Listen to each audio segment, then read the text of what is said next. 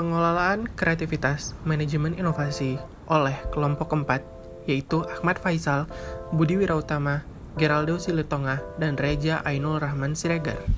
Mari kita masuk ke materi yang pertama, yaitu mengelola kreativitas secara optimal. Kreativitas dan inovasi bagaikan mata uang yang bermuka dua bertalian erat sekali. Sebagian orang bahkan mengartikan keduanya sama, cuma beda istilah. Mereka berdua mirip tetapi tidak sama.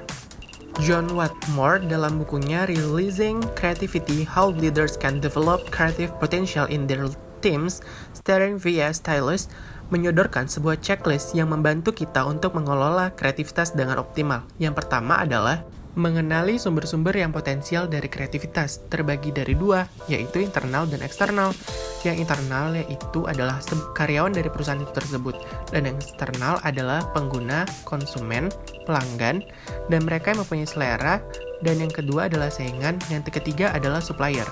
Yang kedua yaitu selaku pimpinan, Anda bisa merangsang ide-ide kreatif dengan bertanya kepada setiap hari kepada individu karyawan atau sekelompok yang berbeda. Yang ketiga, memfasilitasi atau melengkapi dengan fasilitas dan lingkungan yang mendorong timbulnya kreativitas. Yang keempat, dibentuk gugus-gugus brainstorming dan fokus group. Yang kelima, pimpinan sesekali bergabung dalam diskusi penggalian ide-ide. Yang keenam, sebuah proses kreativitas dan inovasi yang berhasil bisa menjadi pelajaran dan menjadi sebuah standar umum. Yang ketujuh, sebuah produk atau jasa layanan bisa saja dianggap sangat brilian dan meyakinkan, akan tetapi harus diuji di pasaran.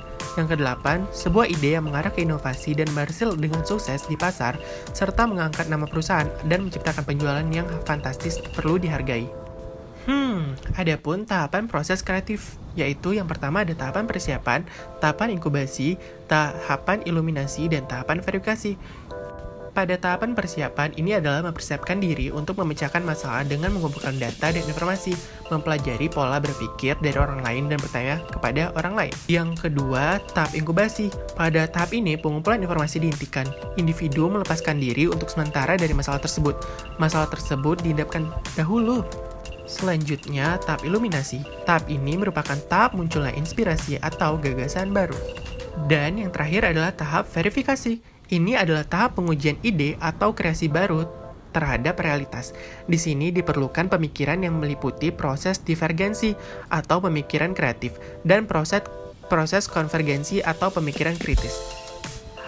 Apa aja sih tujuan mengembangkan kreativitas dan berinovasi? Ada 4, yaitu meningkatkan efisien produk sebagai pembeda atau ciri khas bisnis, menarik lebih banyak konsumen, dan yang terakhir adalah menciptakan pasar baru di tengah masyarakat. Nah, sekarang kita sudah tahu bukan tujuan mengembangkan kreativitas dan berinovasi. Wah, kita sudah sampai di tahap kesimpulan nih. Kesimpulannya yaitu kreativitas dengan gagasan-gagasan baru yang ada dalam organisasi atau perusahaan terdapat keterkaitan.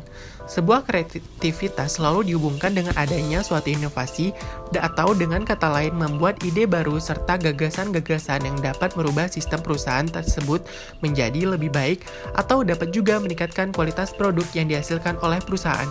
Banyak cara yang dilakukan perusahaan agar karyawan-karyawan yang ada ikut andil dan ikut berpikir kreatif dalam menentukan sebuah gagasan-gagasan baru. Itu dia kesimpulan dari pengolahan kreativitas pada materi kita hari ini. Terima kasih semuanya, sampai jumpa kembali.